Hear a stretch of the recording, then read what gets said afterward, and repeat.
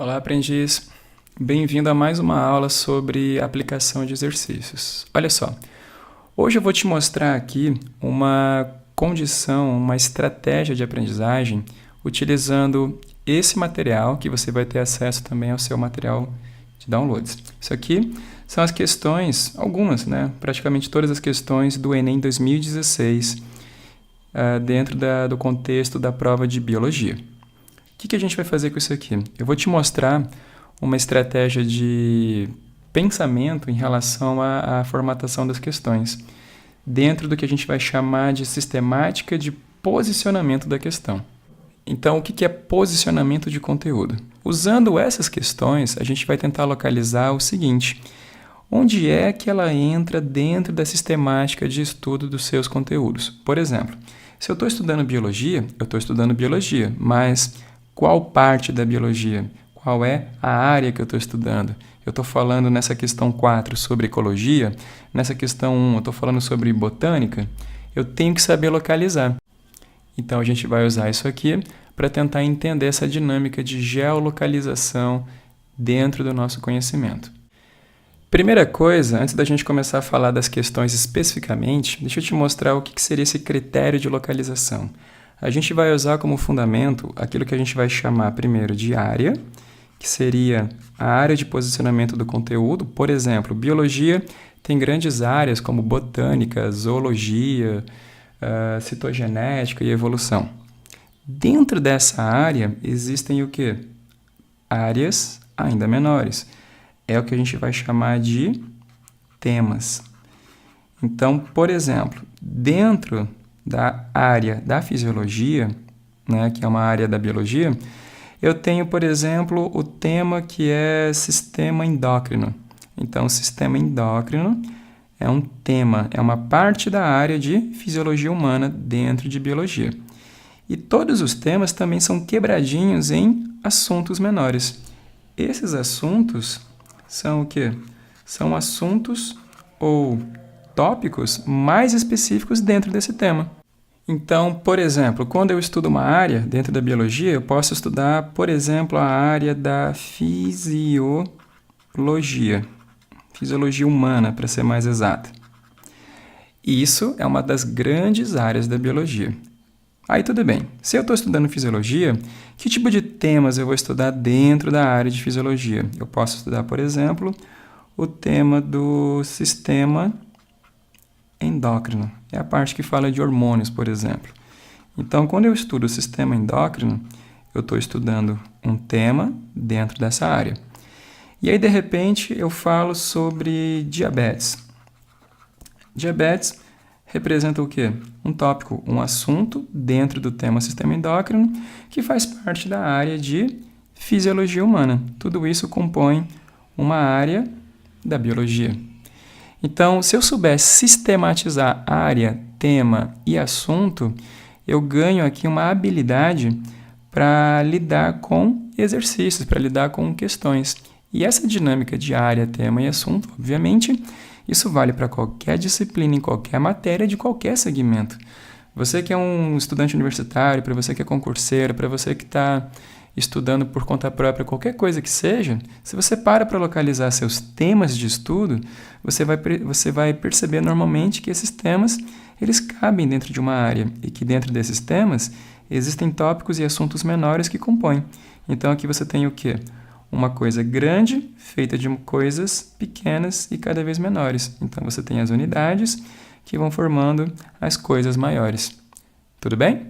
Então vamos tentar aplicar isso aqui a algumas questões e daí fazer um exercício.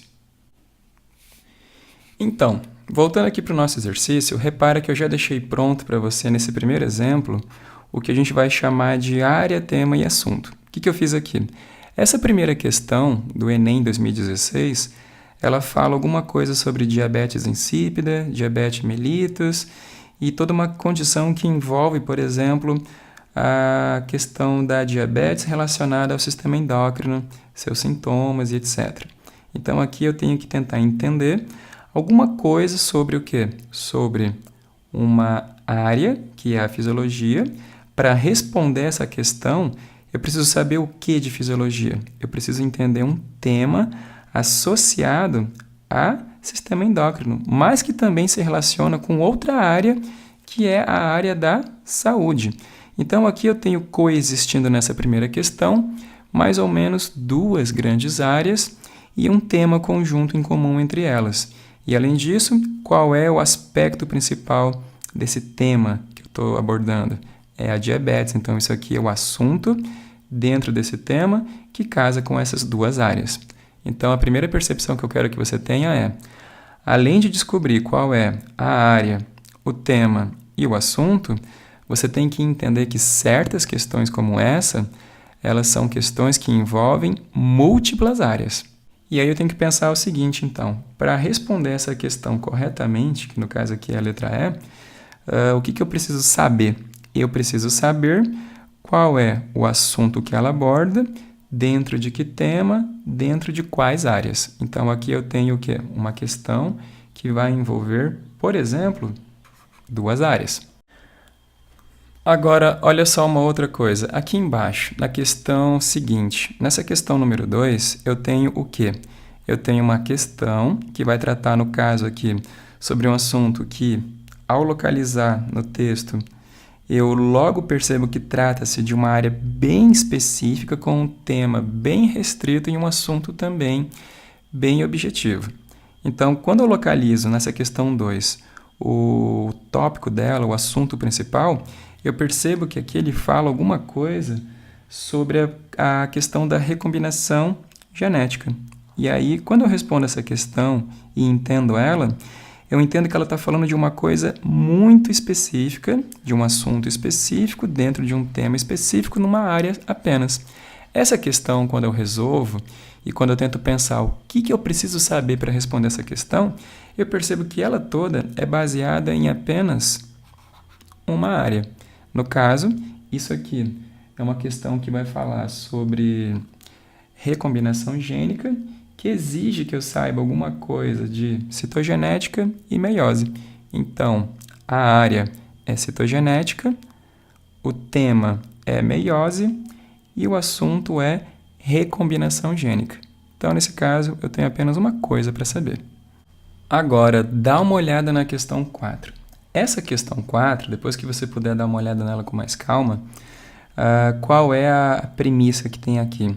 Essa é uma questão que, para eu resolver e chegar na resposta, que é a alternativa D, eu preciso articular muitas coisas. Essa questão número 4 é uma questão que trabalha com o quê? Ela trabalha com um contexto, toda uma introdução que se relaciona com essa imagem, que se relaciona com essa legenda e que, para se resolver, ela depende de ligação aqui entre algumas ideias. E quando eu paro para dar uma olhada nas áreas, essa é uma questão que exige que eu saiba alguma coisa de citologia, que é uma das grandes áreas da biologia. Mas ela também exige que eu saiba alguma coisa de biotecnologia.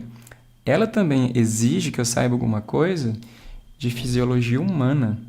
Então, ela envolve o quê? Citologia, biotecnologia e fisiologia humana. Aqui eu tenho, por alto, 3 grandes áreas. E dentro delas existe um tema comum, que seria a questão do tecido sanguíneo humano.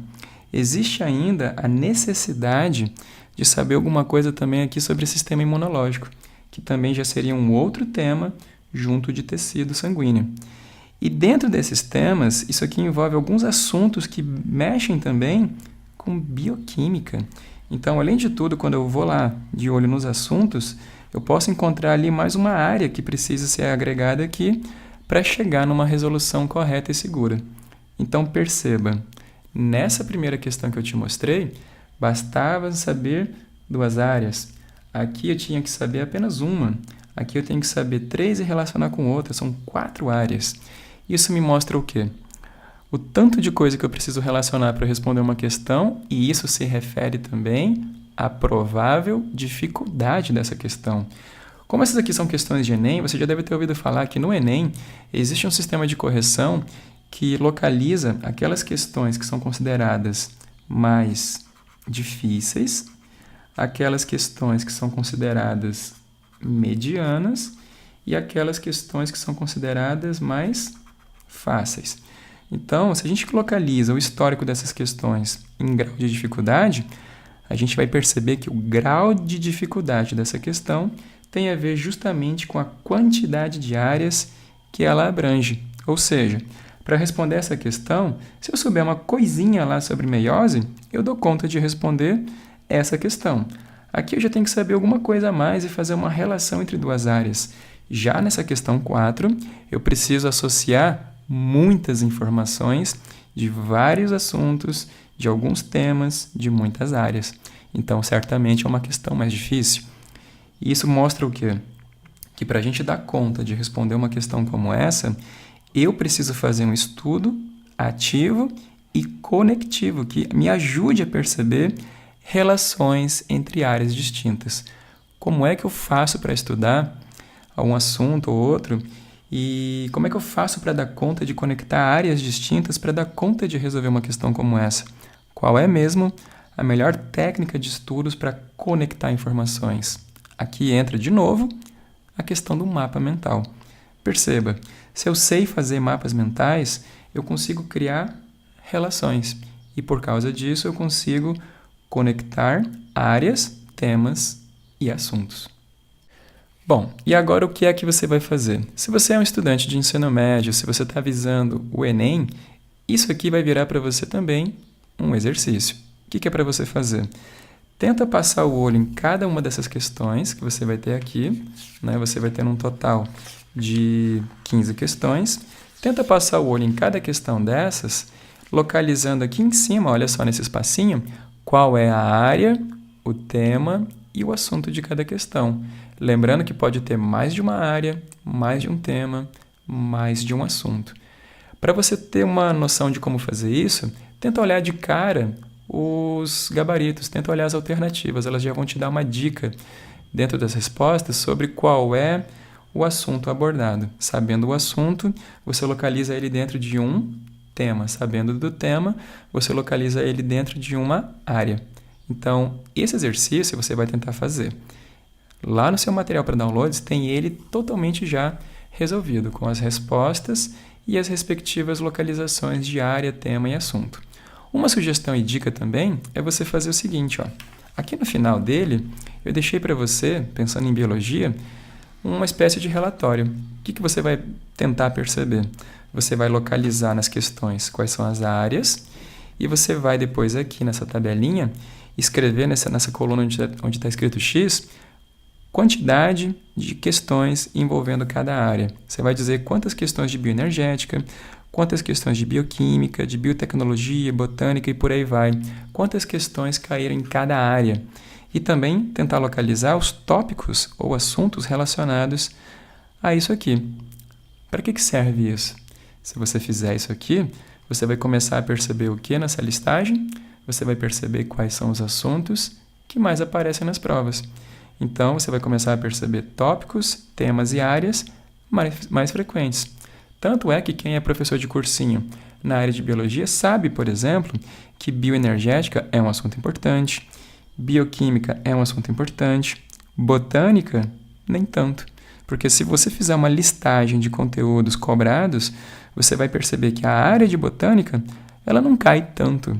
A mesma coisa a área de embriologia. É uma área que pouco aparece nas provas do Enem. Então, se eu fizer os meus exercícios e tivesse cuidado de localizar o meu conteúdo dentro da área do tema e do assunto, eu vou acabar descobrindo as tendências da minha prova. E, de novo, isso vai valer para o Enem e isso vai valer para, na verdade, qualquer prova de qualquer segmento. Então, faz isso aqui. Tenta perceber quais são áreas, temas e assuntos e depois localiza o material de gabarito lá no seu espaço para downloads.